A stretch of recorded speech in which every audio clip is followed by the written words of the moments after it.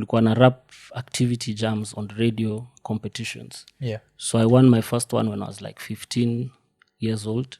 Nikashinda 100 Gs, nikajua okay, maybe there's something. So now za boss one 100 Gs za hapa sasa convert. That's like 10,000 puller. Okay. That I won, that's like 100K. 15, 16 year old. Yeah, I didn't even have a bank account. Ilibidi wazazi wanifungulie.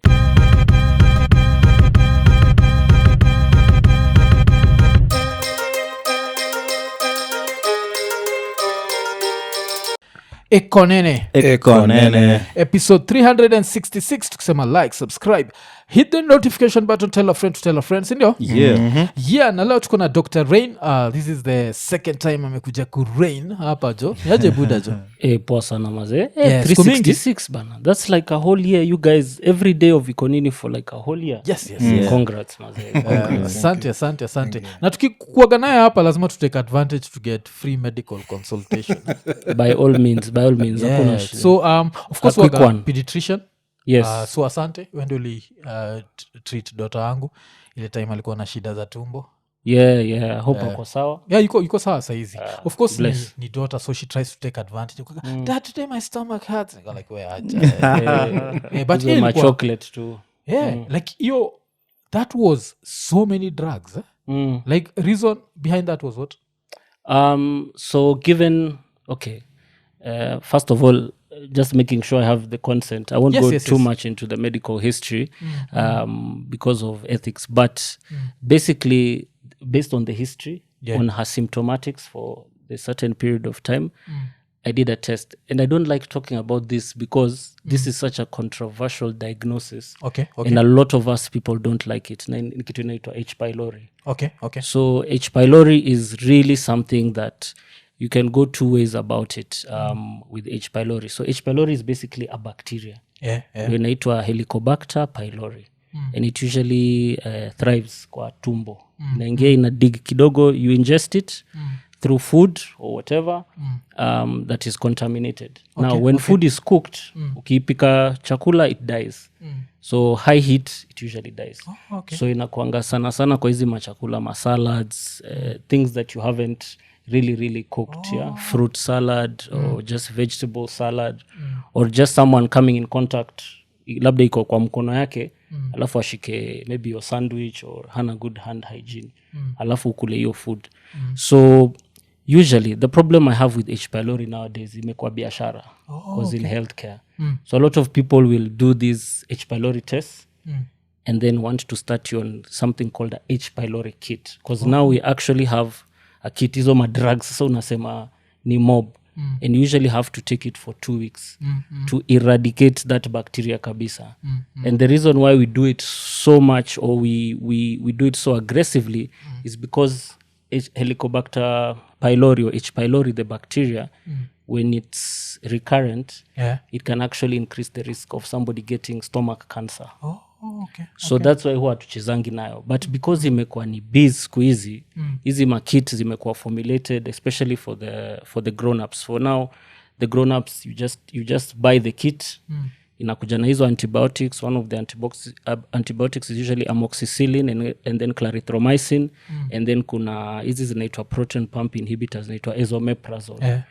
So you take it for 2 weeks. So it's become, and then in Kenya we have a high prevalence of it. We have I think between 80 to 90% of people. Tukipima stool ya kila mtu sahi, you're bound to get at least 5 stool samples, at least 3 or 4 out of them will turn positive. H. pylori. Na kwa nini wasengi wa complain jia?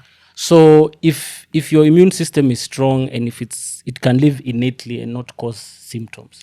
That's why I was like, the only reason nilimwanzisha ni sababu hii kitu ilikuwa sasa symptomatic. The symptoms were a lot. But usually we just promote good gut hygiene, good immunity, so that your own body can figure out how to fight it. And one of the good ways is using by really promoting your gut health. So in our gut we have what we call microbiomes or the good bacteria. I call them the yin and yang of bacteria. So there's usually good and bad bacteria. So unapata when you take like very good high fiber foods like fruits and vegetables, these are what we call probiotics. and then there are other foods that have prebiotics. Sasa vitu kama yogurt nini, these are maziwa mala, mursik, those things interact together, they line your gut. So they will eat the food that these other infectious bacteria, viruses would usually cause infection.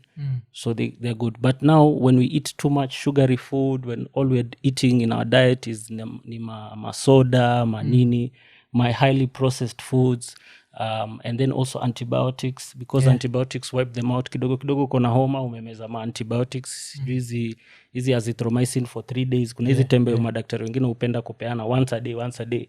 Bora uko tu na sore throat, runny nose, kunywa hii ni one tablet a day for 3 days. So convenient. You're like, why not? So that wipes it out, and then unapata shida mob. Okay. So I really don't like I'd say with H. pylori you really need to get diagnosed properly. Ukipata unameza hiyo kit, kila wakati unaenda unaandikiwa kit, just go see a gastroenterologist. Okay. But yes, saizi iko sawa I'm kabisa. glad. I think it was also like she just switched schools, so I think maybe the food there mtoi kabla kama adjust because ilipata hiyo haikuwa ina make sense, like stomach nini na hajaikuwa na shida yote ya tumbo, but ilikuwa ametoka tu kuswitch chuo akakuwa nini, but of course yuko sawa tu kabisa. Then another thing, last week sikuambia wasi, but last week niko na try a certain experiment hapa, so watu wamekuwa kinenjoy mwafu, kuna kitambi, so nika notice I take too many cups, na kwa gamsen kiamka asubuhi 4 slices of bread and a cup of tea that has sugar.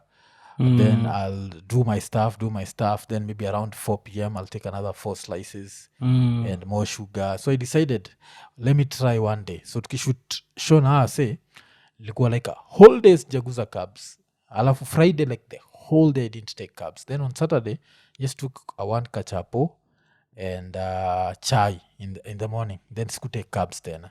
Sunday nikakula 1 potato as carbs, then come Monday morning I'm freezing in bed and I'm there wondering like, what the hell have I done? Sijaenda ocha, sijaumwa na mosquito, sija nini, so nikaamua kufanya ile kitu nyamtakagi, nikaenda Dr. Google.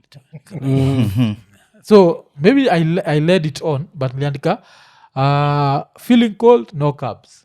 Then sasa ndio nikaona ikiandika hiyo sijui low blood sugar, unazasikia baridi nini. So nikavaa kaa Eskimo, nikaenda kwa kitchen, nikaweka sugar mob kabisa, nikakunywa, nikakula breadi, alafu after 15 minutes I started feeling better. Do you think those two things are connected? Ama nilikuwa tu nimecheesy? Well, it's possible. But like I said, the reason why Dr. Google ilikuambia uko na low blood sugar, inaitwa hypoglycemia. So basically low blood glucose. And when you take hizo carbs na manini, basically carbs, if you are taking complex carbs, they get broken down into simple sugars, which will give you now glucose.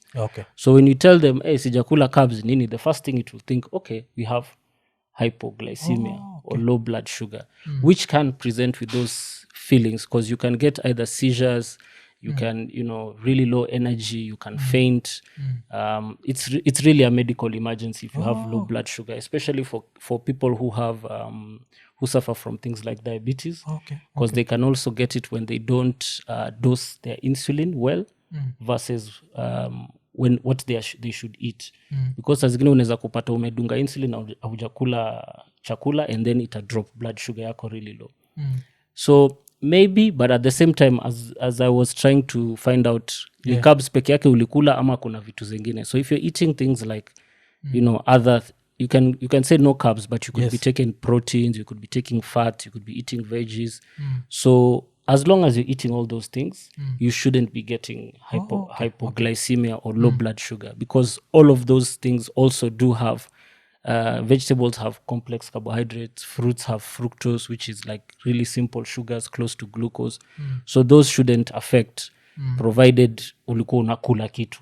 But kama ulikuwa tu umekula hiyo viazi moja, ama umekula tu hiyo chapo only the whole day and only drinking water, then it's very possible that ilikuwa niyo. Okay, because I think nili reduce inaitwa nini, like how much I eat, because mimi wala so kula mpaka naanza kusikia uchungu kwa tumbo. So niliamua like the next nini sifanyi hiyo jinga because I feel like it's gluttony unajua zile za well, but wacha sapo tushonge medicine, wacha tuingie ngoma. Of course uko na like a new album, mko na Asam Gavi inaitwa Awesome Rain. So we'll be talking about that later. But before that, wacha tubonge juu ya msame kwa kitrend kabisa Diddy. Were you a Diddy fan and do you feel like the game misses Diddy? It's so sad for me because when I was before I became bold and I was a kid, I used to look like Diddy. Kulikuwa na hiyo resemblance. Sai niko na beard nini, niko kipara, you might not see it, but when I was in my young days a lot of people used to like call me Diddy to a point where hata nikaanza hizo njaro za sana anza kuvaa mashon John manini. So I used to be compared to either Diddy or when I started rapping sasa Fabulous. But pia nilikuwa napenda swag yake. Like I never liked Diddy, like of course my artists were real like spitters, but most of them were on his roster. Kina The Locks, unajua kina Fabulous amefanya mangoma na wao, Jada Kiss, the other guys, the Nas, all of those guys. But Diddy had this swag, unajua alikuwa very swaggy nini, so that I used to like about him. I used to actually dress code, fashion style, I used to try to emulate that. So hey man, siwezi kusema niko surprised. This I mean this thing has, guys have been hinting at it. For those guys who follow hip hop and those circles, I think the loudest guy has been 50. But from anything kutoka kina Dave Chappelle, kutoka kina it's been there. We've been having subtle signs. Eminem has been mentioning, every time you hear about those Diddy parties unasikia tu zizi. So hey man, if he's guilty and everything sticks, man, that guy just needs to be put behind bars because baby oil bana ni anini bana. He was really a puff daddy to the victim. Did you see? Did you guys see Ray J doing a show about it? I haven't seen that one. Oh my god, Ray J. Ray J alisema hapo at the end. What did he say? He's like, asses are being taken. First he was like, would you forgive someone for taking someone's ass? Because people are losing not just their livelihood, they are losing their manhood and their womanhood. Asses are being taken in ways that we cannot imagine. It's times like this. There's so many like conspiracy theories about like the industry, and you'd hear about sijui Illuminati and all that stuff.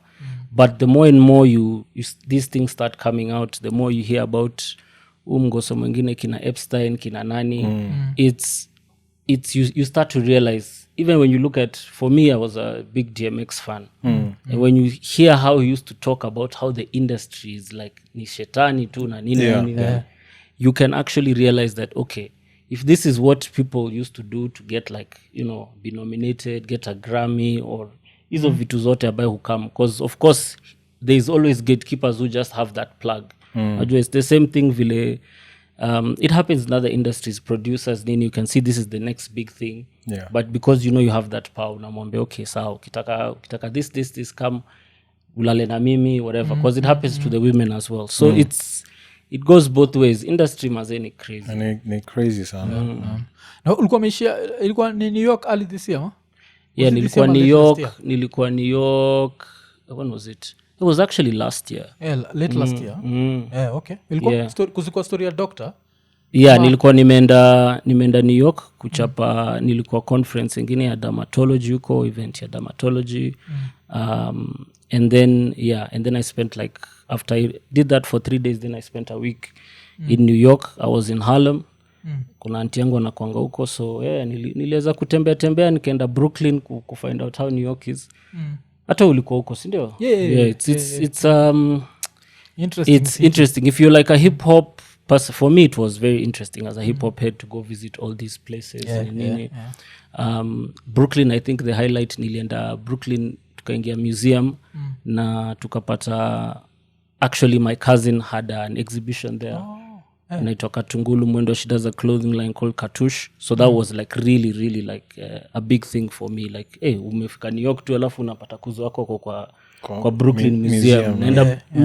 nilikuwa tu kwa Subway naona tu hivi sijui African fashion alafu nikaona jina yake nikasema okay you need to go for this thing naye hata kunishow okay but I think akujua niko niyo but it's a vibe the only thing is that place is so bloody expensive so in a week bana ile pesa niliban it's crazy and I didn't do anything like crazy fancy or sijui eti nikaenda nikahaya sijui Lambo ama kitu kama hiyo the only thing cheap huko ni fast food hiyo food ya the fast food is cheap the fast food is cheap but and also their pizza is really good bana that nilirudi mazee pizza inu hawakupata busy yangu for a long time alafu ikabidi tu default settings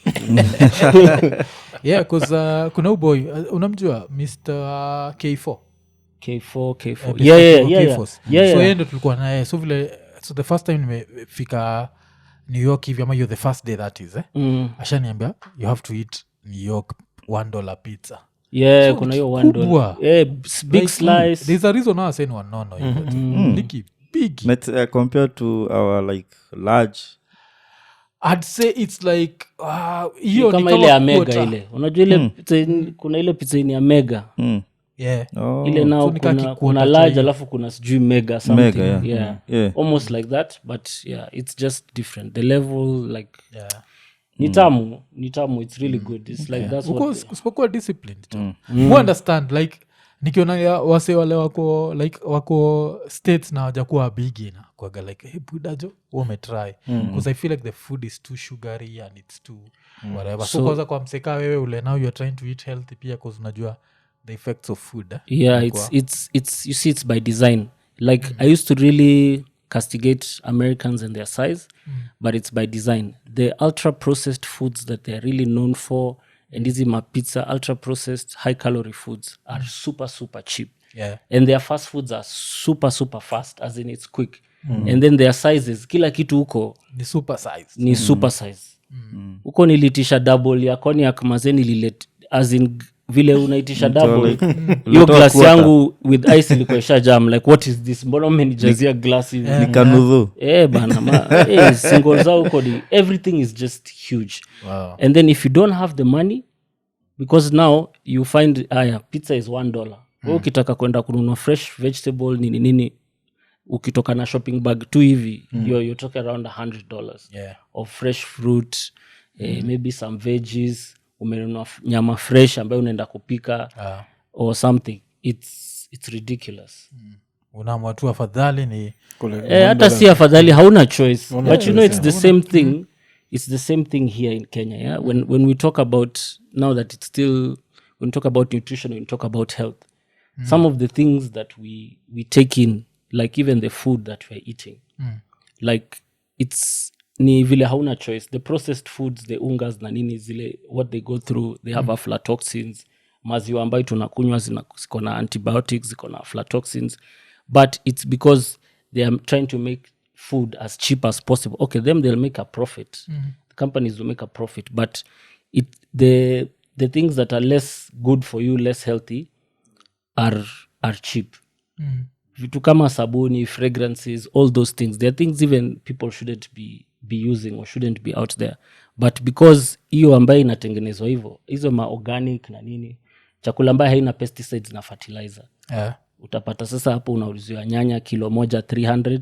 juu eti ni organic alafu nyanya zingine hapa zinauzwa 45 bob lakini hizi zimetumiwa na pesticides by the way pesticides that are approved I think sijui kama ulichekio kitu MP alikuwa na push Gladys Sholay even African Censored have put out an expose about the pesticides that are in food because us doctors we know because hata sisi tunajua tunaulizanga kwa history tukiona mtoi amekam na kona swollen abdomen ni nini we already know there's an abdominal cancer or a leukemia tunaulizanga unatoka wapi when they are from Meru the places that do a lot of flowers and nini they use these pesticides so we as doctors we know we are trained even to ask in a history if you think of huyo mtu ametoka hivyo akona swollen abdomen nini investigate for cancer and most of the time tunapatanga hizo cancers zinaitwa bucket lymphomas kuna wengine wanapata leukemias based on basically that exposure to those pesticides it's easier for them because sasa wazazi unajua wanachapanga job huko ni nini.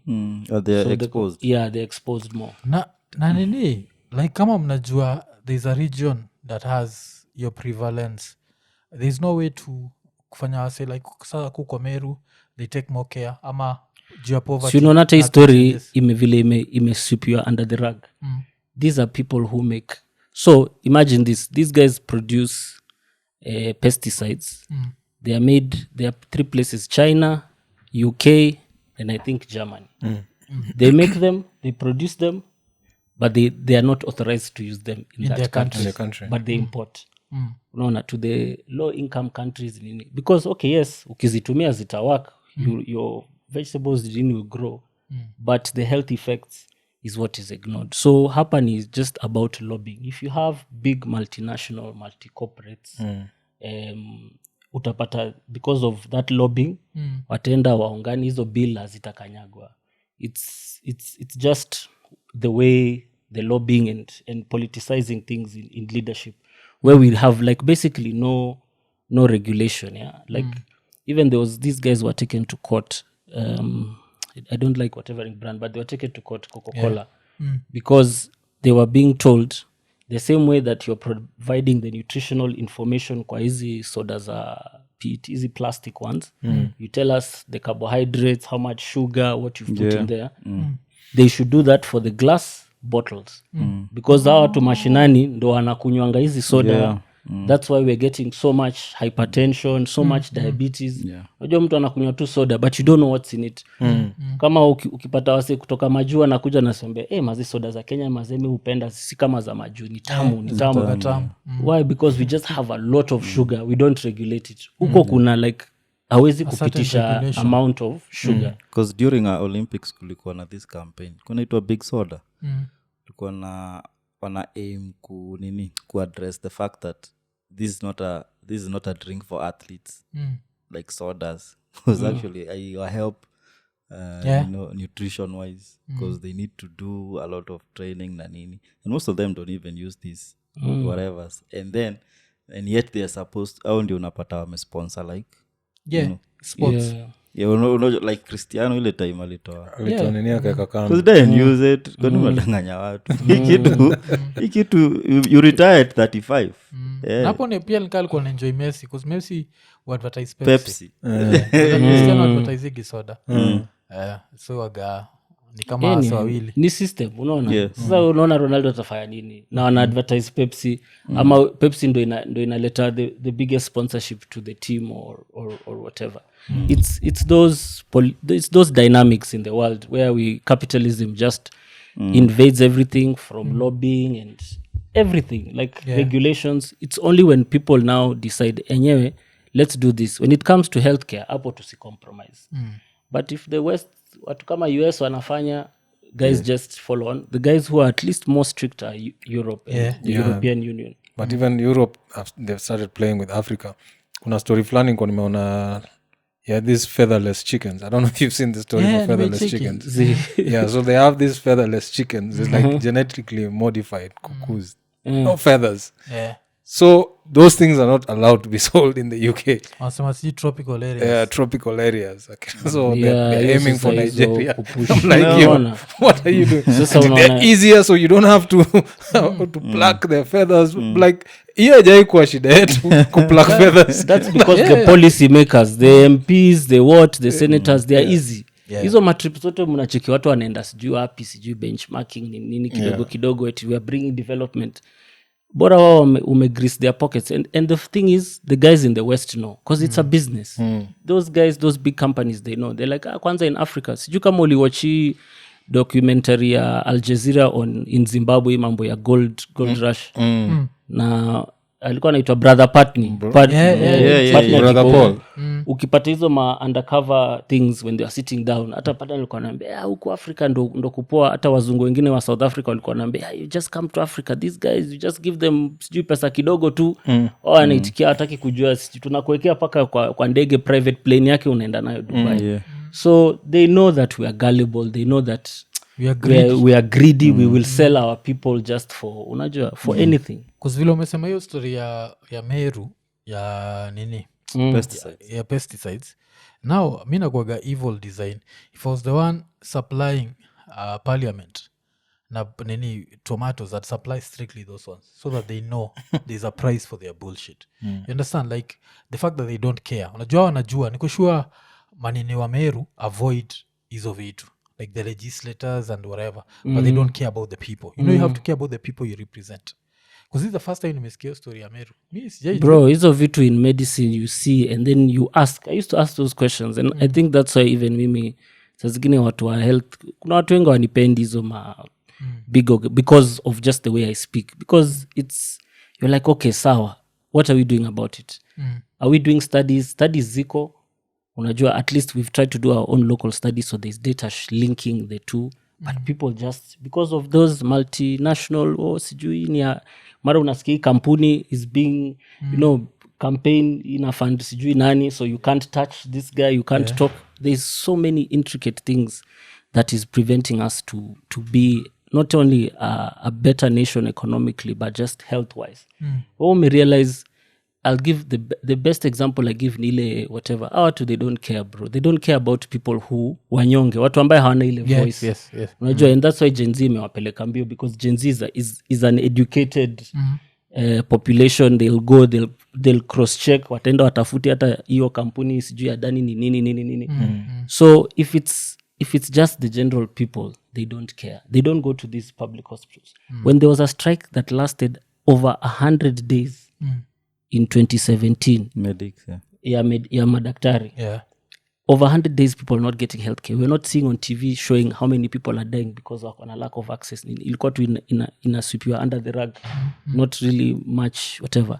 But as soon as ilifika point, the Kenya Medical Association joined on board, the private doctors joined on board, and then now the doctors in the private sector tukajoin. Unajua tulienda strike as doctors working in the private hospitals juu mse unaenda kwa hiyo private hospital yako unapenda kama governor kama MP na unaambia hakuna daktari. They felt that pinch within 24 hours your strike iliisha. So the day that a governor or an MP vile sai wanafanya na hii SHA shift, wanaforce sisi kwenda ulipe na wende public healthcare. The day that the governor, the CS, the WHO ambiwe you're only going to access public healthcare, so that you feel the type of service you're getting, is the day you'll start, like you're saying, the day watu watakula hizo nyanya na mtu ashiko na hiyo cancer, ndo mtu ataanza kusema you know what, maybe kitu ni mbaya. Kusasa nini advice to us wanaishi place kama hizo akina Meru, like what would be the advice? Because if you live there, you live there. If what you can live you there, do to at least reduce chances? I think kama unajua kama mzae ama wewe hata unafanya kazi huko flowering, kuna zile unajua watu wanakuja wanapewa, unaambiwa hizi ni madawa unafaa kuspray, unapatiwa job description, lakini you come to realize nobody tells you ini dawa gani and what does it do, iko na impact gani, alafu PPE. You don't have any mask, you're not being given all that gear, protective gear. So if you're working in any industry, flowers, agriculture, and you're going to be using agrochemicals, so one is always protect yourself. The less the exposure, the better. And just for the general public, anyone that you especially that study, it was done by an NGO called Root for Food, that I realized the things that are most affected ni nyanya, na hizi spinach, hizi sukuma wiki na nini to spray. Because if you think about it, you're spraying hizi to get rid of these bugs. But bugs, it's an ecosystem. As you're killing these bugs, you're messing up not only our human health but also the health of the soil na nini. You mess up the whole ecosystem. So you're killing out bugs, then it also affects. And then you talk about now effects of climate change na nini. So need to avoid them as much as possible. Ukiosha hizo tomato na spinach, one hack is just soak them in bicarbonate of water. It kind of helps to remove the heavy pesticides down. Okay. Saa zingine kuna hizi mawash unaziona zinauzwa kwa supermarket, vegetable wash, but just bicarbonate of soda or baking soda. Kuna hiyo sukuma yako nini unazisok tu kwa maji, unazisok hapo 10 minutes, unazirinse vizuri. Same with tomatoes, just to reduce, because hey, I don't know what it will take sijui tutafanya nini waanguke nayo and trust me like you'll find in the I've come to realize saa zingine tunapenda kupiga kelele ministry this you find there are people in the Ministry of Agriculture, Ministry of Health, like people who advise and give like really good advice. Unakuja na report paka umefanya survey unasema hey guys hivi these things are not good but zikifika to the top if it's not in line with their whatever your advice in a shelf a tomato that is doing very well kwa tuseme mtaro ya sewage tuanguke nayo ama sasa already mtaro sewage sasa you're looking at other infectious diseases because there are those people who live in those settlements unapatanga like hizi vitu kama mahindi imeprosper kimbosho fulani some nini so are they hiyo kwanza umesema imenikumbusha kuna line fulani inasema kwa album or some rain I need to remember what song it is. I think it's called Get the Bag. Nikisema getting green kama zile mboga kwenye sua I'm kind of sure it takes time to be a connoisseur. It's called Get the Bag. We'll take time. But you'd rather there you're worried about infection because a lot of disease is spread through feces. So at case in point vitu kama oral polio, vitu kama H. pylori, we call them fecal oral. So from stool to mouth basically. Oral polio, what do you mean? Polio. Polio is how you get the polio virus, how you get infected by it is through poop, through infected poop. Hata kutest kama mtu akona hiyo polio virus tunapimanga kwa stool. Alafu polio wagaje if watu kama sisi wale tuko vaccinated can you still catch it in later in life? No. As long as you're vaccinated you're good and you're an adult. The ones who are most vulnerable are the ones who are below 6 because of immunity again. And that's why that's the age group tuna vaccinating sana because their immunity is not as strong as us as grown-ups. Kuna zile diseases mtu shindagwa before vaccines like what the ilikuwa like ni lottery. Kwanza hata kulikuwa na best yangu gynecologist nilikuwa nacheka naye juu nilikuwa so when you come for your visit baby visit at 2 weeks you see the gyne alafu pia unaanga pediatrician so huyo alikuwa amekuja vaccines akasema na hizi vaccines zote hizi vaccines ni mingi so I was like bro sasa kama kuna monkeypox sahi na kuna Marburg na nini can you imagine in the next 10 years tutakuwa tunadunga vaccines ngapi kwa tunadunga mpox Marburg virus probably Ebola COVID nini zitaenda tu compared to what we were taking as science improves as the research improves showing the efficacy of vaccines because vaccines let me tell you they are the cheapest and the best public health intervention bila hizo saima zetu ingekuwa it will just be madness yani madness si ndio kitambo like ilikuwa before vaccines ilikuwa ni life expectancy ilikuwa 40 kitu kama hiyo I think that's why you normally joke that there's a reason why unaonaga you reach 40s you start getting white because back in the days you are headed to the deathbed your time is up but now the funny thing is have you noticed politicians never get white hair pakadai hao hakuna kitu notice like I don't know what made them feel like they have to hide their age unapataga like mina tukisimama saizi na Raila mina kaa buda kumshinda Raila iko black mbaya kachina Kalonzo Kalonzo ako 70s kwanza mnajua hiyo dai ndo mbaya hiyo dai ndo iko na hizo machemicals hizo zinaitwa endocrine disrupting chemicals iko na sijui hata juzi wamefanya study Cambridge did a study iko na paka formaldehyde these are things that can cause cancer so hata mimi nilikuwa msewa hizo kwanza hizi mandevu nini kuziwet hizo kama vile kina DJ Khaled nini razor sharp Beijing. bla They call them Beijing. zinaitwa Beijing nikaanza kureduce because I realized oh crap all this stuff that we're doing or putting we actually don't know ilibidi niende paka kwa kinyozi niulize hebu nisaidie hiyo alafu kiangalia hiyo dai haina ingredients nakwambia tu imetolewa wapi na where you can purchase it and things like that. I think also nafaa tu kuembrace nini because I think I always look at it like the object of life is to live as long as possible so you should never be ashamed of having lived And like long enough. na mademu anaipenda bitches love salt and pepper. bana maze hata mimi mimi niliambiwa don't even I know it gives you, niliambiwa tu na wife acha tu hivyo acha zitoke. Hata ndevu nilikuwa mtu wa fabulous, nilikuwa naeka hizi mastin whatever, I never used to like leave the beard out. That time fiance at that time asema wacha tu beard grow wacha. So mademu upenda hiyo salt and pepper man. Yeah, okay.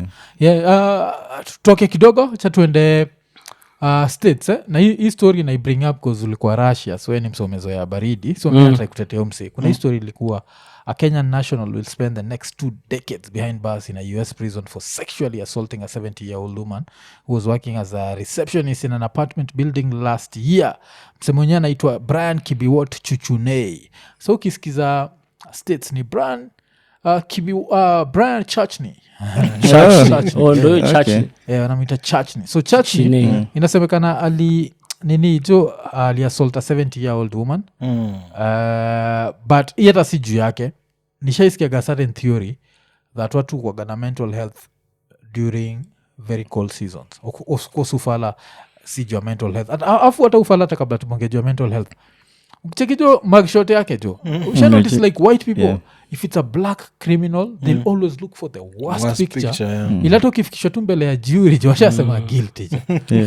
Wanatuko camera roll. Yeah. Like the first 5. Proudly sponsored by White America. We must show these black people that they are the animals they are, and that's why kuna hiyo, that's why there is so much police brutality. Wameimbed hiyo kitu kwamba Afrika tu ni savages. Ni wanyama, we're savages. Kuzumsejo alitafuta like the worst photo yake jo. Anaka tu rapist jo. Yani anafitio crime. Anafit crime. But sasa nini? And okay, he wanted sex. There's a lot of sex in jail, eh? Oh shit. Yeah. No Diddy. Alafu ulisikia nini? Alisema ati Diddy, I think the worst thing happening to Diddy in jail anasema ni food jo. Yeah. So yeah, you go like, oh shit, there's too much dick around here. I'm good. Siko nafikiria Diddy hata nini. Too much lawyer wake alisema hivyo. Like Really? that the only thing ana hate ni prison food. That's what's the worst thing. Yenye imepikwa. I guess so. Okay, kwa anakula vitu zingine. So yeah, so kuna kwa nayo theory that cold season waga ina affect mental health. How to Definitely. But just disclaimer, not to the extent it would end us as a sexually assault a 70-year-old. a 70-year-old. That's what nimesema niweka disclaimer because even in the US saizi si ata cold season. Although ili happen December last year. Cases as states Na wapi? December last year na washam nini? Ilikuwa wapi? Ilikuwa- Acha ni cheki. Yuko Detroit. Maricopa County iko wapi jo? Mza Cause kama ni huko Michigan najua kuna baridi. And cause mi nikikompea na Russia jo, Russia kuna serious. kwanza pale nilikuwa -35 -40 degrees. That was nothing. States there some Arizona kuna kuangana njeve kweli. Sidhani. Will it get to like -20 or something? It's one of those places where I think it gets cold either at night, nizile area siku ni baridi but mchana iko. Yeah, because Arizona is like desert. Desert. Cold at night. Look, I wouldn't say there's a correlation between that and what he's done to that poor old lady. But the fact that we only saw the sun for 2 months in a year when I was in Russia, definitely the sun is associated with, you know, feelings of joy, feeling of happiness, feeling of hope. This is what science tells us.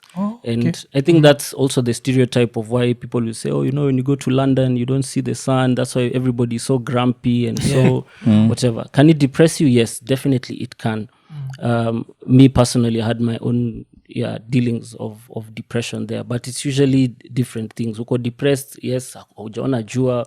Uko depressed, you know, you haven't seen your family, you're far away, nini. You're a student, you know, student life umesota in another man's world, blah blah blah, things like that. So the depression, I would say, with mental health and sun and warmth is just you need some effect. And that's why nowadays what they're doing, they're designing certain houses. They have special windows. I don't know if they came from India. So ni kama screen, but it's ina peana like light. It's this artificial light that sijui hata apparently hata inasaidia vitamin D yako and things like that. So definitely, because if you don't have enough sunlight, you don't get enough vitamin D. Vitamin D not only will be important for immunity, but also as well as bringing your mental health and symptoms of depression and things like that down. Na hizo windows nafaa kupelekwa Kilimani hicho maisa wacheki jua ishaanza kupotea huko niwekee hiyo window at least give me a window before I lose my South Sea hapa huko. There's something I've seen something I've seen about how you can now order some sunlight at night. Really? Like so naduaje sijui wamepeleka satellites za aina gani huko juu. So usiku kitaka jua una order tu ka vile mtu order food. Wanakumulika kwa compound yako. I saw something like that. I'll Google it again. Yeah, that's crazy. Some crazy shit. Nikatia because I want to sleep in darkness. Nibangu akianza kuwasha taa usiku. Sasa unaona uko na abundance of sun, hata sisi tuna complain hapa jua au kwa na boss mtiaji. Need this before sunset. Vile umesema nyua naga jua 2 months twice like twice a year. 2 months basically summertime. That's when we'll see it. So you'll get the sun June, July. But so much has changed in such a short time. Nilitoka huko 2011. Sahi the sun is stretching longer. Ilikuwa ikifika so August, September hapo ni autumn. And then inaanza sasa kupotea. But now like the summers are even stretching paka August sahi bado kuna solar ni nini cause of history ya sasa climate change, global warming. So this is the thing. So it's working for them. Reflect Orbital app. So it's an app you install. But it has to be expensive. Hawezi mulika tu rasa yako hivyo. Nakwambia Tukami ni kuweka ama preacher kama nani? Nikuwe preacher kama Prophet Award.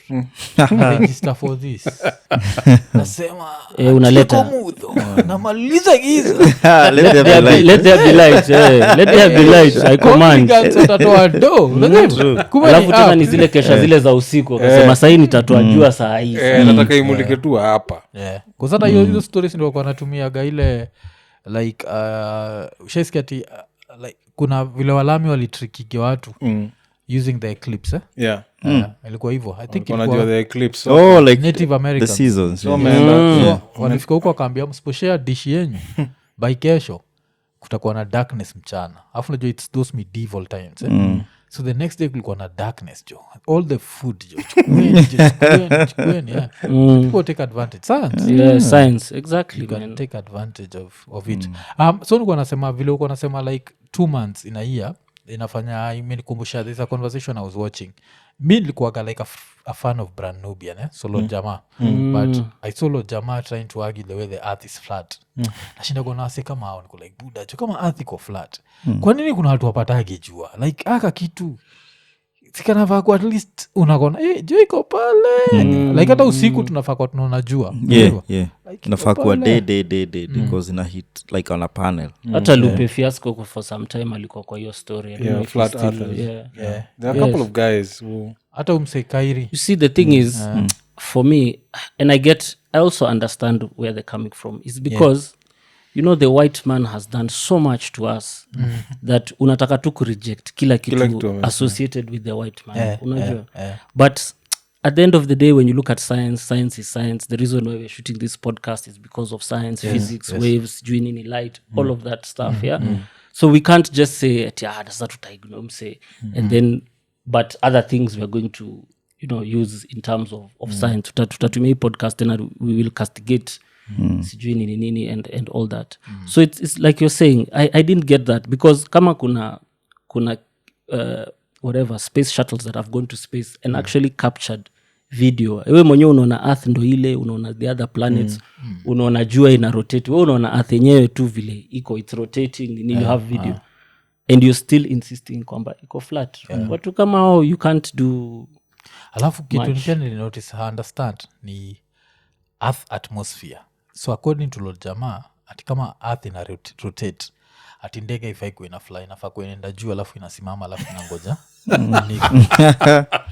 alafu yuko confident design anataka kudebate Neil deGrasse Tyson. Niko like buda jonja mpaka inafanya cause I used to really love kuna kuangana hii ngoma ya Lord Jamaa ilikuwa inaitwa something, alikuwa amedu version yake ya Ice-T ya knocking at my door 6 a.m. the police at my door inaitwa Return of the Dread. I used to love that song. Sasa hizi nasikia jo niko like buda jo if you're this ignorant ile hanyiti rada ya the atmosphere is part of earth, that means if earth is rotating the atmosphere is also that's why you have to get out of the atmosphere and you go to pure darkness. Sasa now uko in space. So mseka huyo kwanza akiambwa ati between the sun na earth kuna darkness hata chizi hata sema si hata huyu msee Terence Howard pia kuna time ilikuwa na challenge Neil deGrasse kabla hata ende kwa Neil deGrasse I think kuna time alijaribu hata alikama hapa next door UG alikuwa anajaribu kuconfuse watu Uganda iti kujaribu kuambia iti figured it out nini with so much confidence ikabidi Neil deGrasse 1 times 1 why is 1 times 1 1 ilikuwa ni story kama hiyo alafu unajua deep itakuwaje kuna namba 2 na ni 1 like buda jo like anyway you know that's the thing with conspiracy theories that the deeper you go into that rabbit hole the deeper you know. And anyway mi ndo maana mi usema mimi saa zingine yes we've gotten science from the white man, but if it is making sense, if it's answering a question all the time, you raise a theory, you put it to test and it's giving you a result, then clearly this system works somehow.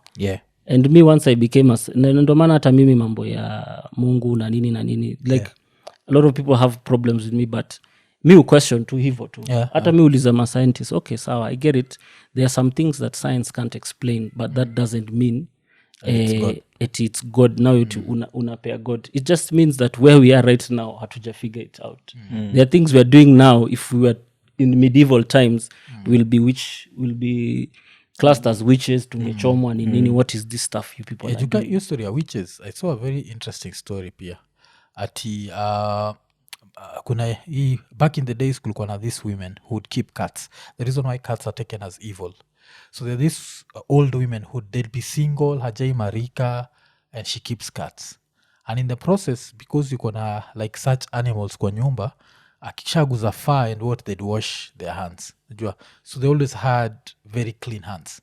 So ile time I think the black plague ilikam na black plague kwa nakosiwa na uchafu, a lot of these women survive.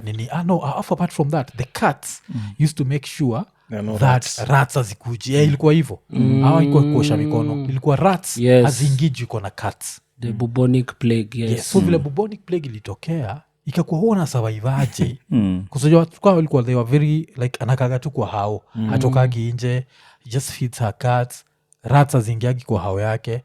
Before the next minute yuko kwa stake anabaniwa because she's a witch.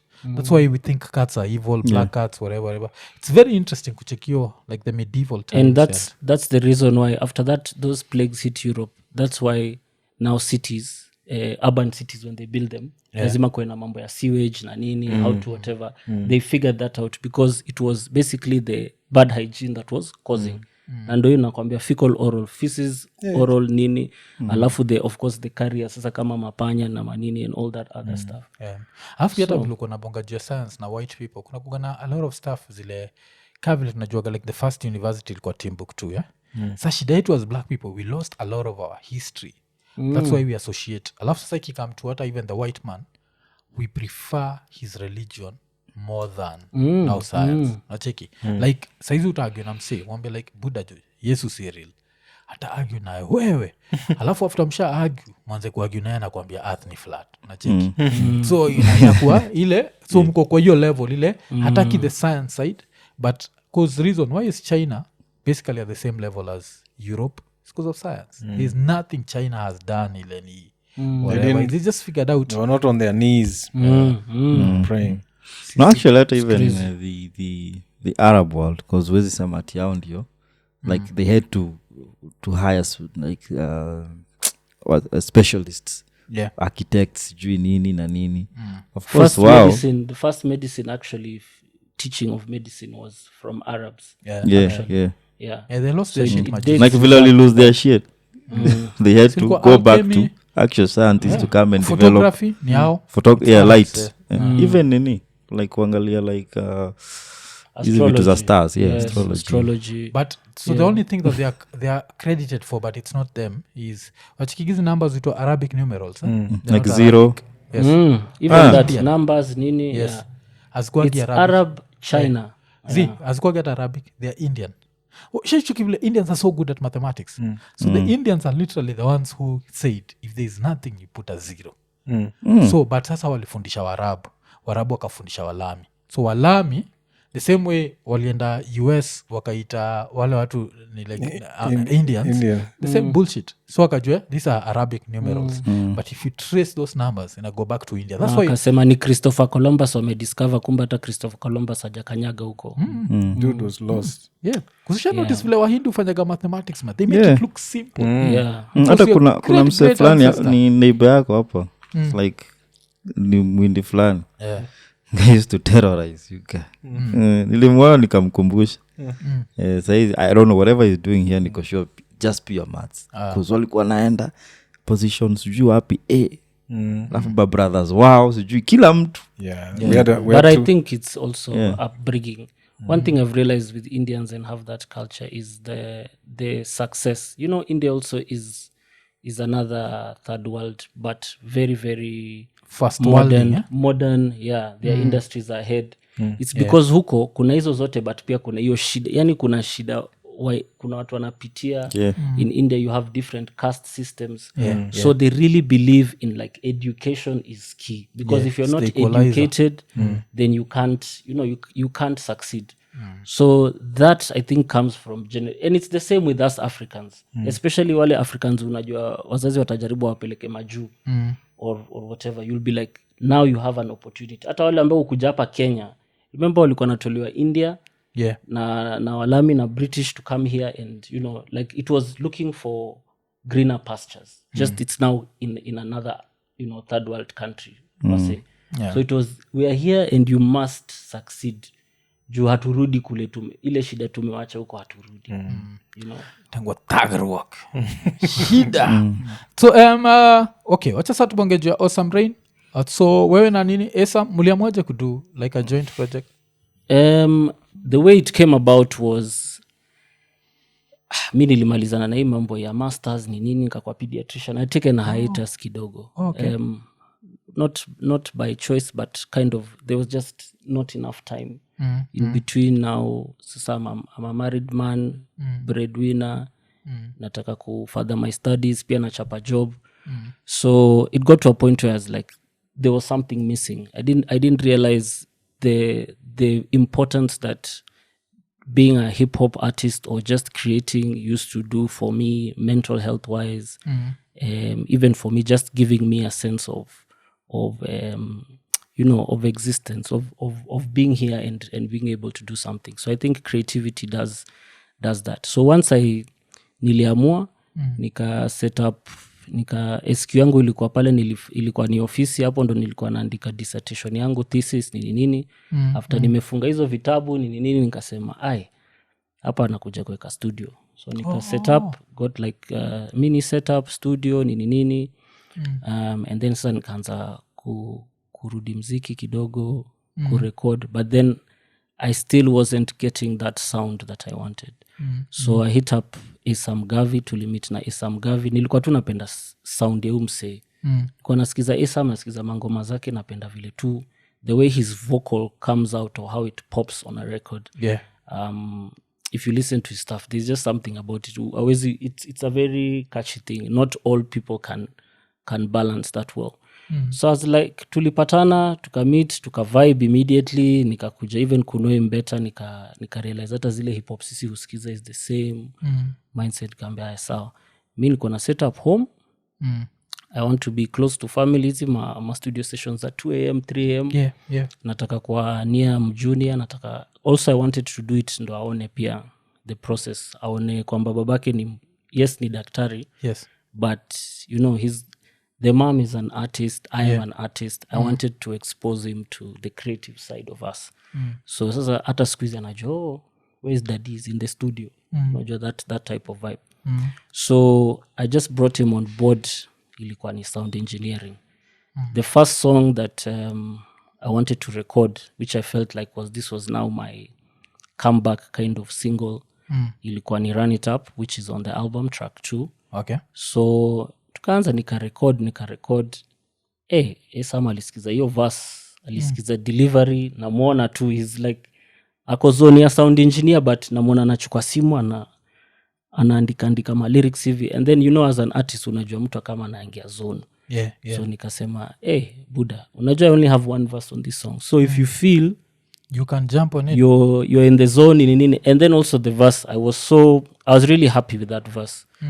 Esa mtu kibonga ni vile tu ameshikana, he'd tell you like umse vile alirap kwa hiyo track, there was just something different. Haikukaa inakaa kama niko na hiatus, but mi nilikuja na ile ubaya, yani is like okay, it's almost like you have something to prove, just to remind people. So he liked it, he jumped on it, and then maze tulifanya track. I really liked his verse, the way he delivered, like he gave it. Unajua kuna zile ngoma unapea collabo, you can see that this guy really like okay, alisema umse ameka, I need to compliment it, yani pale zile skills iron sharpen iron. Unasema okay, umse amekam correct. So after that tukaanza just double, ngoma tunasikiza ngoma moja mbili, he plays something, I jump on it, akasema kuna ngoma ingine by the way I think it will be good, labda hii tuteka kwa album yangu. Kafanya hivyo, so 1 song 2 songs, next thing tunakam session, tunatoka hapo na songs 2 3. Okay. So okay. and then it just became like clockwork. Okay. Na nini other artists zilomefurahia, like joint projects? Or other joint projects zilomefurahia, because the joint projects waga they're interesting because see rapper producer, it's rapper but different rappers, unacheki. So kuna zile umecheki actually there were quite a few, even before, even during, was it after? No, I listened to it after. Kuna hii Lil Wayne na 2 Chainz. Welcome to, I think it's Collygrove 2. That one is, I really enjoyed that one. I like so there are different collaborations I like the Nas and Hit Boy collaboration to give us all those classics, and also Nas's first Grammy. So the guy that really inspired me, cause nilikuwa nishajiambia buda hii mziki unafanya nini, siwe ni daktari, hata sasa umeenda kufanya masters consultant pediatrician, fikiria vile utafungua clinic yako, ufungua hosi yako. Na just I know the fight, I know the mlima you have to climb before music can actually land in your pocket, you know. So it was the motivation from Nas, where he was like, Nas was already doing well as a businessman now. He wasn't doing music so actively, but the way he came back, even a Hit Boy Evo too, and the way this guy was rapping ni kama hana shilingi, it really, really inspired. And then this album, we recorded it last year, between I think July to September. By September, I think we had already like 12 tracks done. And then it was, of course, that year of hip hop at 50. So there were so many different things that were inspiring us and things like that. So hiyo ndo kitu ili to drive. Of course, the collaborate guys like when you have guys like Jadakiss and Fabulous on one album, those are definitely fire things. Locally, I also liked what Wangeshi did with Scam Cardinali. It's a tape I also really enjoyed. I realized that collaborations also are powerful. Okay. Na nini kuzulikuwa na bonga juu ya mental health hapo mbeleni, kwa place kama Russia vile ilikuwa tricky, so hip hop ilikuwa ina play role gani? Because feel ni kama when I look back, feel ka hip hop ni saving from a lot of bullshit, definitely, like from my own brain, najua. Maybe hip hop saved me because in Russia, funny enough, and that's why I felt like when I was telling my sister we ni consultant wachana na muziki, I've been doing hip hop since I was a teenager. and where I fell in love with hip hop was in Botswana, where I did like I grew up high school wise. Yeah. Wazazi walienda huko. Kulikuwa na rap activity jams on radio competitions. Yeah. So I won my first one when I was like 15 years old. Nikashinda 100 Gs, nikajua okay, maybe there's something. So now za Botswana 100 Gs za hapa sasa that's like 10,000 pula. Okay. That I won, that's like 100k. 15 16 year old. that's I some good didn't money. even have a bank account. Ilibidi wazazi wanifungulie. And then I continued I started co-hosting a radio show, a hip hop show. People just saw something in me. Waliona mse ako na charisma flani nini. His flow is easy to switch up nini. Yeah. So when I went to Russia, I was in the same phase. Kasema okay, sasa when you're studying medicine, you're a medical student, wachana na historia ya hip hop. But something kwa tunaenda saa zingine unaenda club, unaanza kupatana na wasee, unaona local guys who are rapping nini, you're like okay, these guys actually listen to hip hop. So huko kulikuwa na clubs za hip hop and R&B. Yeah. So I just put myself out there. By the time I was in my end of my first year, second year hivi, niki have like getting into things. I got into that circle, and then they used to really like the way I used to rap, because in Botswana, in down south, all of our hip hop is influenced by New York hip hop. Yeah. So the style is very New York hip hop. So those guys used to love New York hip hop. All the artists that used to perform were not at that time sijui kina Chingi, sijui kina nani. They used to get bado kina Naughty by Nature. Wase kama kina Onyx to this day still gig there. MOP, Naughty by Nature, Wu-Tang. Like, and all of these guys I've mentioned, I've opened up, like either I've been involved in opening up on the same stage or part of the organizers in hip hop, trying to just be like, artist liaison, because now mi ndo na translate between Russian and na Kizungu. Also the fact that I'm a black guy, at least wanna feel more at ease. Hakuna ile whatever ya white man na nini. So there is where I really started making a name for myself, and then started hosting like R&B hip hop events at clubs, performing. I ended up doing songs with Onyx. We ended up becoming very good friends with watu kama Naughty by Nature, MOP, Busta Rhymes. Believe Busta Rhymes, the first time I saw Busta Rhymes perform, unaona cheki vile Busta sahi ako on his level now. Yeah. That guy has been top notch. Umse Kenya anaweza kufanya na DJ na spliff.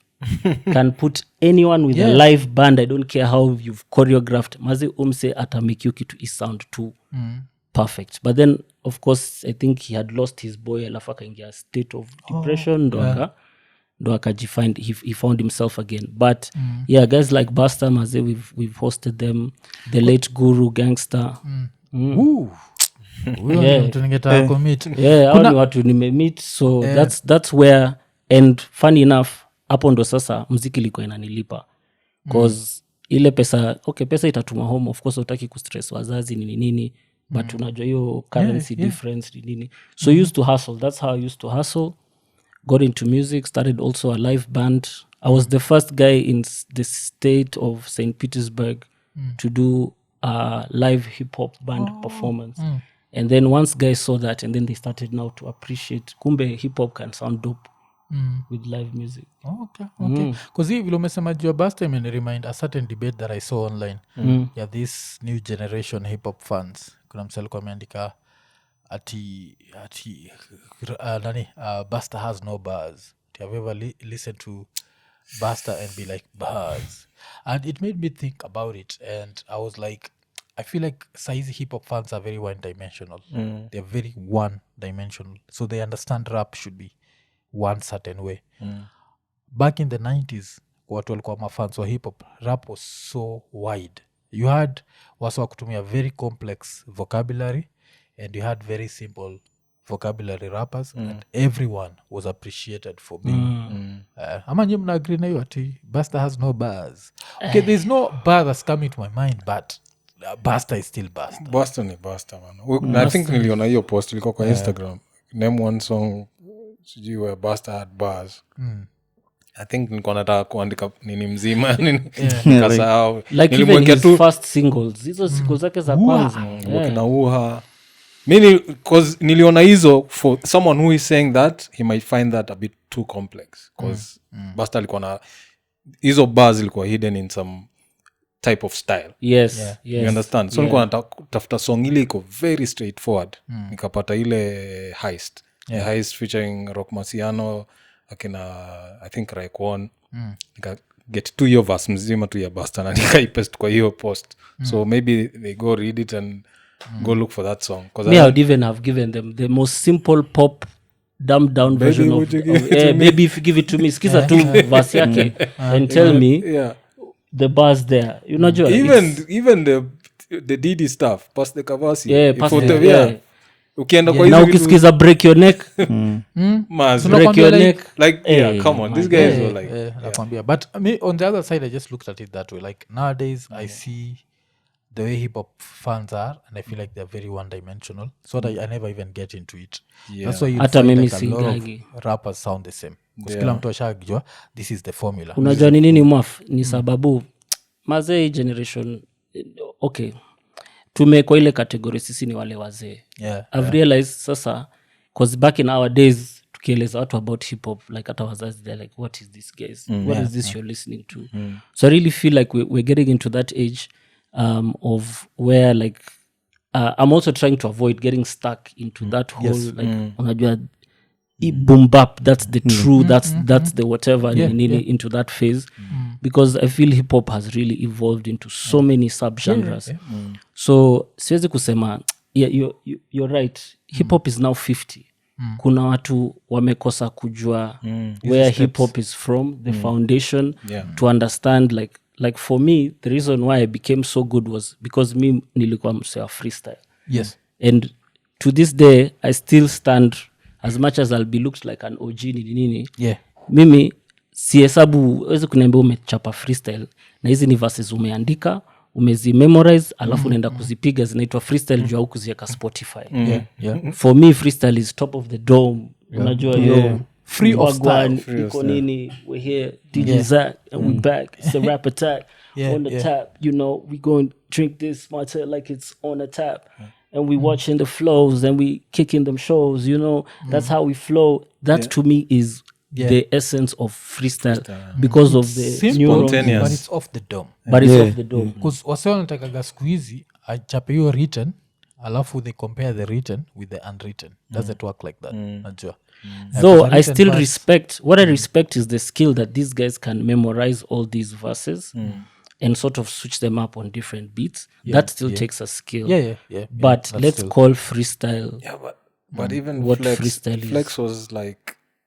if he has to like out these guys at out wase wengi sana because even when they're switching those flows it's not one take the only person that has done one take kwa hizi nini zote za Flex ni Black Thought on that one long yeah these guys don't do one that's take another beast okay when Yeah. you talk So- about Black Thought maze that's another Hey, beast Thought- of an Thought- MC totally different so these guys don't do one take and they do pre-recorded even you saw the Cameron freestyle that they were gassing up last month I was like I even recorded a video like I wanted to then I was like okay hapa nitaonekana kaa ni heta nikaidelete because basically nani Mes alichukua beat ya Common ile the corners okay went to the studio, did a song, then came to the podcast and sat down and did like what do they call it? freestyle Yeah, so it's freestyle like pre-recorded yeah, it's already pre-recorded. So you can even Tumerecord kwa studio. somebody who knows can already tell like this is not you know Yeah, it's- spontaneous. yeah. So I was like yeah man it's those debates like okay unikumbushaga nini like one of the funniest freestyles I've ever seen and that's why I never forgotten it nakungalia DVD The Art of Freestyle did you ever watch it I I still think have so it. yeah The Art of Freestyle Nakumbuka ilikuwa na kuna- mse it used to be a black guy with dreadlocks who was hosting it sindio I think maybe tuka- he's because actually nilikuwa a na memory freestyler mbaya. the guy who Nani was hosting Supernuts. Ilikuwa ni was it Supernatural? supernatural Supernat was like he was like the main Host. focus of that DVD because of the yes. battle with Craig G. Yeah. So Yes. there was a lot of parts where they were doing Supernat, but it was now there were other people akina Most Def. yeah Kuzi yangu Yeah. agaikoocha hiyo nini but I remember hii freestyle moja ya Slug wa Atmosphere so there's that point where they are just from a show then wanapatikana pale nje sijui kuna kitu moja usemaga sijui I go pow shoot up your cow some shit like that afu so nacheka because it's a bullshit rhyme but you know he just came up with it and that's one of the things more feel your freestyle if people don't laugh at any point it's most probably because it's pre-written because kituaga funny a lot of freestyles you just end up saying some bullshit that makes no sense so it ends up being funny because people can feel you just came up with this bullshit now it's not well thought out it's not well but because it's actually zile vitu ziko zina kusurround you rap about things freestyle is basically like a comedy roast it's basically a comedy roast it's from battling it's you're roasting somebody but you're trying to make fun of this guy and the only way is to try to embarrass him say something funny hilarious about him battles even kitu the amesema battles, unamrudishia inakuaga hivyo but of course vile tumesema si hatutrai kuwa purist mi kitu moja fani na mimi ni the older that I've gotten the more that my music range has gotten wide and wide so I still love that pure shit ile nilikuwa napenda but sasa shida yangu ni I appreciate the old shit more than the new shit so akina Zaka hapa mkibonga jua kina Conway sijui hata ngoma moja ya Conway ukiniwekea gun kwa kichwa I don't know because I felt like I'd known so many rappers that kwa kitambo I think one of the things I used to enjoy about kitambo ni albums were rare yeah You notice it's nowadays, that it's the oversaturation so bro. many albums maka you don't like nikisikizaga Das Effects Hold It Down I still enjoy that album because I listened to it like 50 times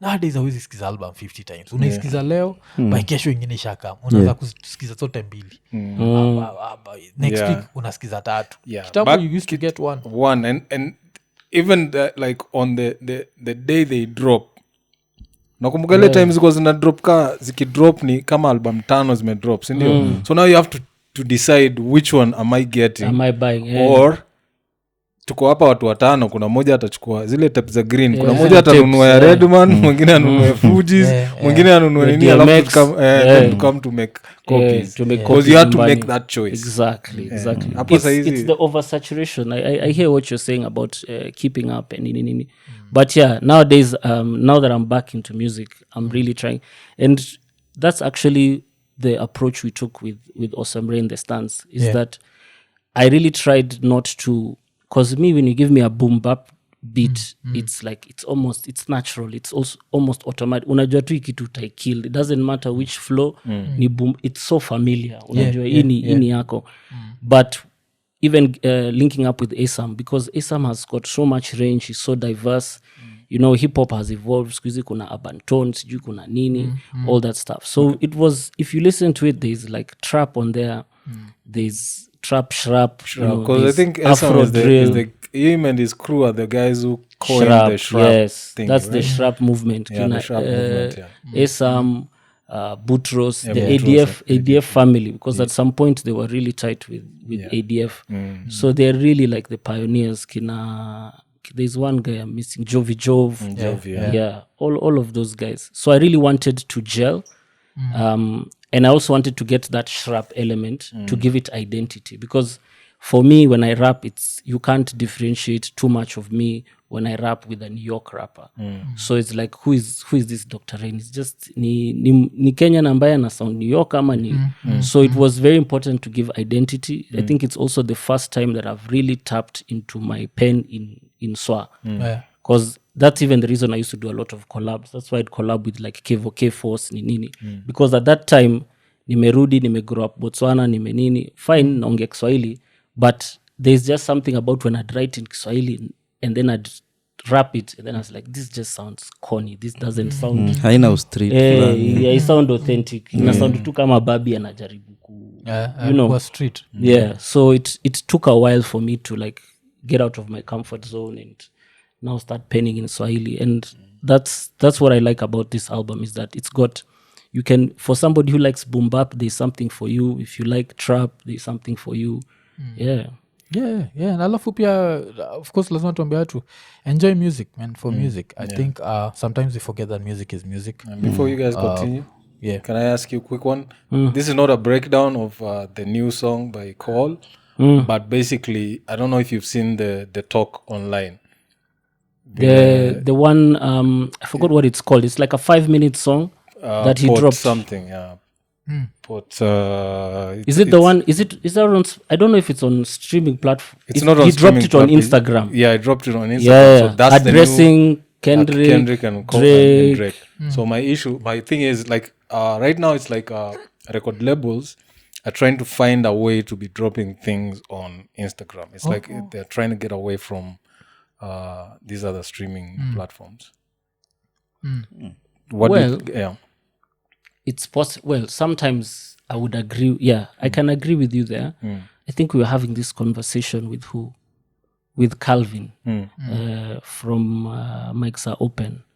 So apparently it brought issues because even with the Kendrick and Drake beef, at some point the labels had to tell, one of the reasons hata Kendrick akaanza kuzi not to release them on like Spotify ni nini alikuwa nazipostua sijui ni Twitter ama ni IG is because they came to realize that the mother, because unajua unaweza kuwa na label but it's under this company of this company, so they figured that the same company that is pushing Kendrick is the same company that pushing Drake as well.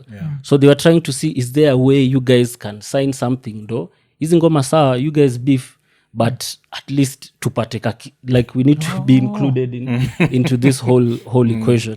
So I definitely think that there's people are seeing that they don't have to stream on Spotify, 'cause stream on sijui what. a million streams on Spotify gives you very little. I think it's, well, now they've tried. I think walisema 1 million streams, is it mtu upata so mbili? Yeah. Dollars. No, Kenya shillings I think converted. I think like 200K or something. I could be wrong. I could be wrong. Yeah, because I feel like with these guys who already have a following, if they can find a way to do it on Instagram and run away from the streaming platforms and the whatever's and the companies, the record labels, they probably make more money if they can direct to consumer. You have Yeah, but you 100,000 see also you're giving Instagram all the free. Okay, so I think now they have to come up with an design ya agreement. kumonetize. An agreement with Instagram that is better than Easy's. Because unajua labels wamepeleka TikTok a lot, because that's why now it's really hard for you to find, like there's a time you couldn't find music on TikTok Because walikuwa wamekatiana wakawachana, so wamerudiana saa hizi. because you see TikTok like even, and that's the biggest problem we've had even with promoting like now in this day and age. Like if you're not, like it became like TikTok is now your promoter. So labels felt like, why are we giving everyone our music to do dances and nini and get 1 million? We're making these TikTok guys rich. We're not, it's not coming. But to the artist, again, it's what you're saying.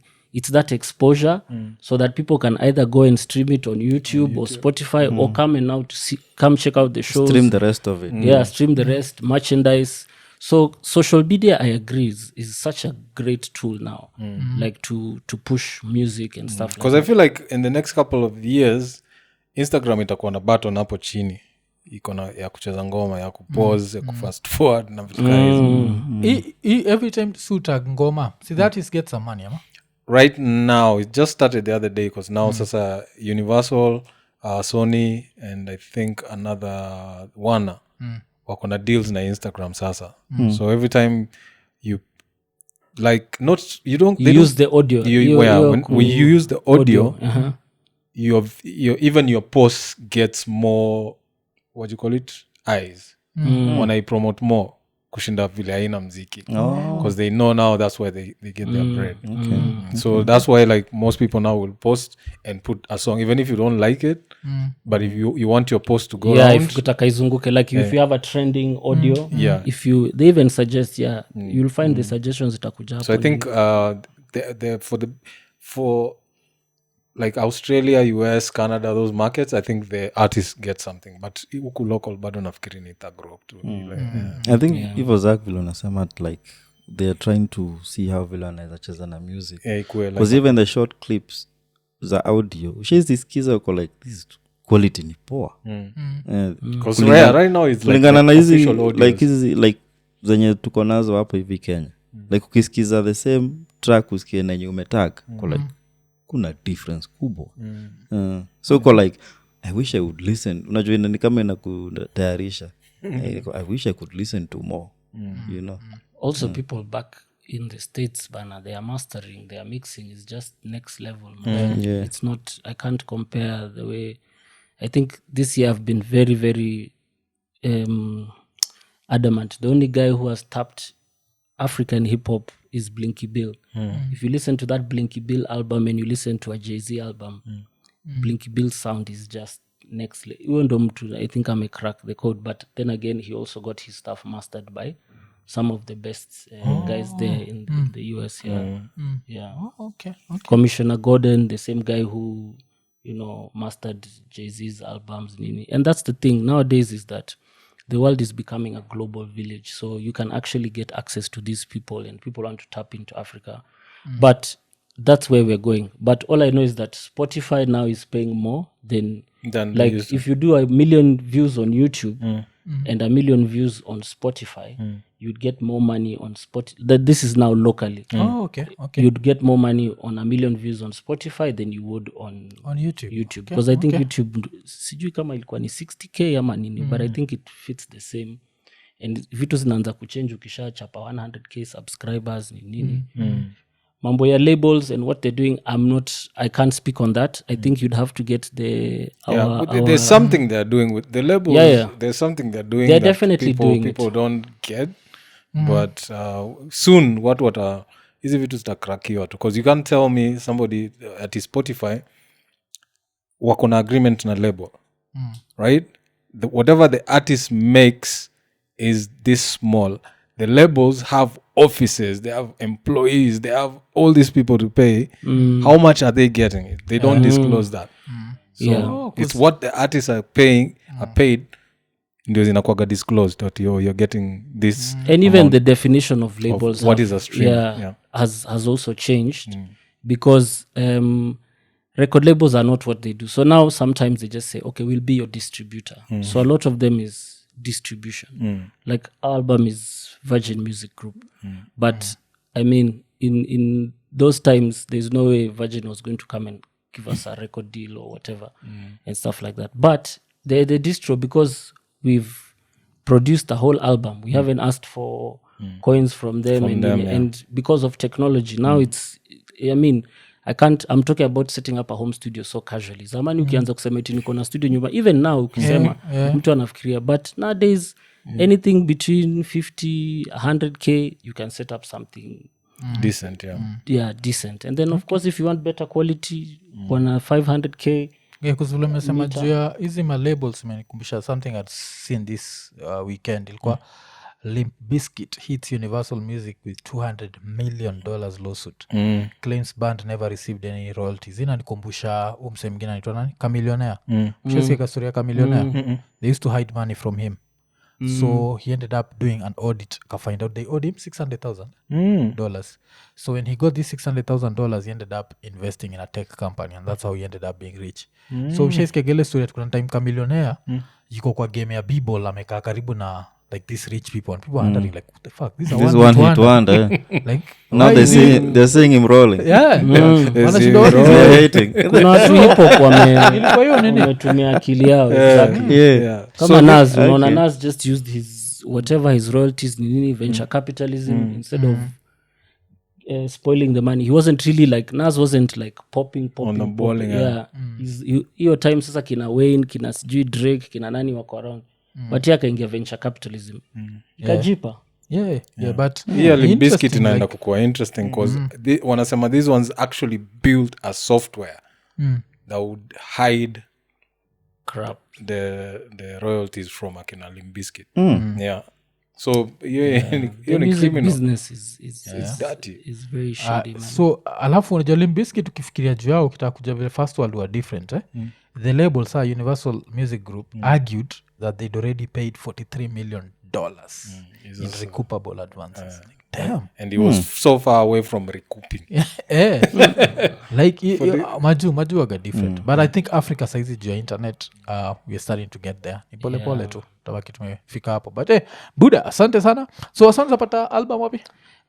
Yeah, man, it's out on all streaming platforms. Awesome Rain, The Stance, myself, Dr. Rain, Awesome Gavi, Chekini, Wagwan. We have 3 videos out. We have Wagwan, which is the official single music video, is out. We have a song called Out My Melanin. Yeah. The Out My Melanin is just a revolutionary song that we put out because of what's happening, maandamano with the government and stuff like that. It's just part of the expression of this album. It's very the same things that I usually talk about. Yeah. I'm very vocal, so you'll get a lot of that. The official lyric video is out. There's also a lyric video out called Simba featuring Kolo. That one, definitely guys need to go check it out. Yeah, man, go stream the album. Recently we just did a launch. Fanya launch. Ilikuwa wapi? Listening party tulifanya Mageuzi Hub. Oh, Yeah. Mageuzi Hub is in Kilimani. It's an event space. Kina Boniface Mwangi and co are behind it. Boniface Mwangi. Nilikuwa naendaga Mageuzi ya kitambo. Siku hizi iko wapi? Because kitambo it used to be on State House Road. Si uko? Okay, so Mageuzi Hub now is on Agwings Kodek. Just before hapo Yaya Center. On your left in a court called Metropolitan Court. Yeah. Oh, I think that's the same place pia ofisi yake iko. Yes. Because I've I gone think there, but Sema sikuwa Ukweli. najua. Sema Ukweli, I think offices is there, and then they have now that ka space. It's become really nice. I think even Costa Ojwang actually he also did his listening party there. Hapo. Okay. I think actually a week just after I did mine. On a Friday he did his listening party. So it's a very good space. Go check it out. It's also a co-working space during the day. Unakam tu hapo unalipa sosabu, kuna wifi nini, unaketi. It's a really really really dope space. So tulifanya hapo. Yeah, got support from the Mattel team. We had a good time, and then we shot it tulishoot kama podcast. Yeah. So that episode also will drop soon. So we streamed it live on Base Radio, and then we had Calvin who was now moderating. Yeah. And then we were just breaking down now track by track. Okay. They were peeling the layers. Yeah. Collaborators walikuwa hapo, kina Groovy Joe wakasema moja mbili, I Am Capella, Kolo. Guys showed up. Giuliani was there. Quite a number of people. Fena. Yeah. Okay. Because talking of Mattel, ulikuja bearing gifts such ani. You might tell us. You might tell them, eh? Oh yeah, hiyo ni akina wewe uliniambia yako ni holy water tu. Yeah, nilisema siwezi kuja mkono mtupu. So yeah, wewe nitakuletea daso. Yeah mazi, so muenjoy. Hiyo ni Blue Swift. Drink responsibly, drink water. By the way, hii ni ile drink. Hii ile hawezi hata kukunywa eti na hasira ama na nini. Yeah, ni pole pole. Ini ukisikiza Awesome Rain. Ukisikiza Awesome Rain, luxury rap, exactly. Hiyo ndo Esam alisema, alisikiza akasema this album ni luxury rap. So we were just trying to keep it with the themes. Hata vile pull up for the event, maze guys looked dapper, kila kitu. I saw the photos of that. Yeah. Ilikuwa dope sana. Quite dope. Yeah. So also just after I'm now doing a brand partnership with Mattel. So man, shout out to Mattel. Yeah. Nipo ana support, like they support. No, the art scene, not they really came through. I really appreciate them because this was really out of what I'm doing for them. Yeah. But yeah, they really they came through. I told them that I'm doing this. It's interesting about Mattel because there's a lady hapa alikuja bearing gifts pia ilikuwa Mattel. Oh, it was Mattel. It was a Mattel XO some shit like that. Kuna kwa hiyo. Yeah. There's XO. Mattel XO, yeah. So Maybe they come to liquor. Is that liquor? That's liquor. Yeah, that's cognac. So cognac is different from liquor. Well, liquor is just general. There's liqueur. I think it's called liquor, but it's called liqueur. Liqueur is more like sweetish. So your liqueur is things like Amarula, Martini. Malibu, Cointreau, Triple Sec. Those are now what we call liqueurs. But this is a cognac. Now cognac has its, depending on the maturity, kuna kwa VSOP. Sasa XO ndo hiyo extra old. XO is like the kunywa XO. Kwa sababu umesema Malibu imeniremind ilikuwa ni bambu. Mara ya kwanza kunywa Malibu si niliharibu. Fundi Frank.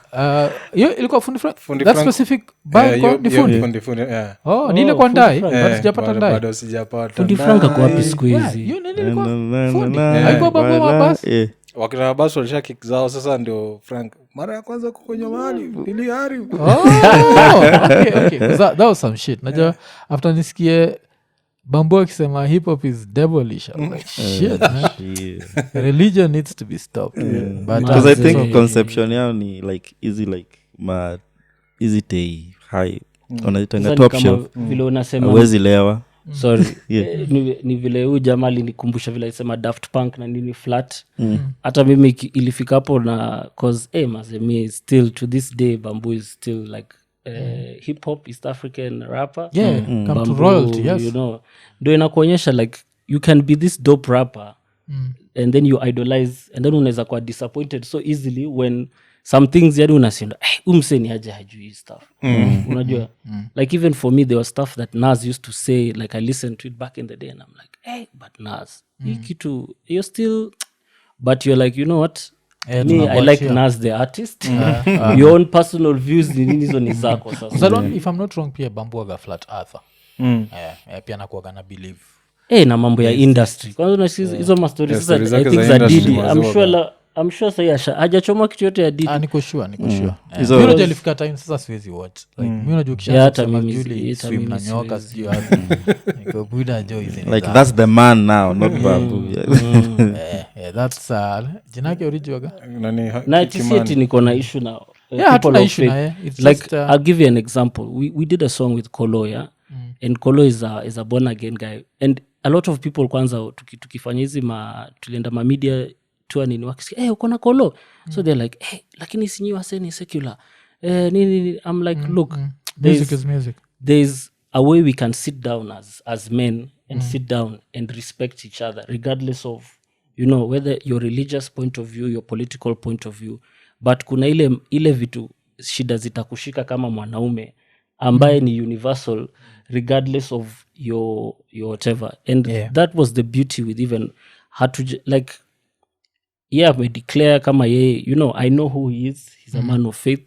Asam is also a man of faith but you know it's the same argument people make I think hata kina Sauti Sol alimba hizi story like just because mtu anaimba secular doesn't take away from what you have your faith with God and nini siti lazima uimbe gospel ndo you get considered as you know at whatever stand Christian nsungejitetea ni a man of faith ex wako alikuwa faith or some shit